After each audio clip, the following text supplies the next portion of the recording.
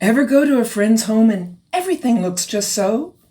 Not necessarily Architectural Digest picture perfect, just warm and welcoming. You instantly feel at peace and are ready for an enjoyable time.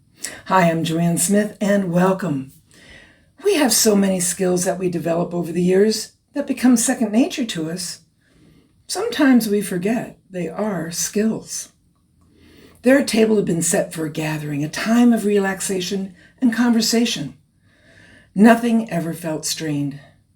Silences were moments of reflection, not scrambling to figure out what to say next.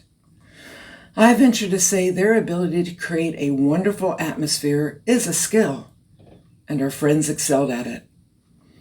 It was our first in-person meeting, but it felt like lifelong friends continuing to share their lives. Months ago, we talked about the 4 stages of competence. The first stage is unconscious incompetence. I had the pleasure of working with 2 new graduate nurses years ago. They had been nursing assistants.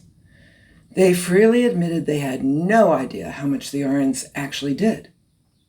They didn't know what they didn't know. I'm aware that I truly don't know much about the deep ocean. I watch documentaries at times. However, I have minimal knowledge and understanding, and I know it. That stage is conscious incompetence. How many times do athletes practice the same tasks? They're called drills for a reason. We watched our favorite high school baseball team lose a game when the bases were loaded and the player threw the ball to first instead of home. He had the skill but wasn't concentrating on what needed to be done to win the game. I have no doubt in my mind his coach was going to take that player to the stage of conscious competence. Poor kid, I felt badly for him.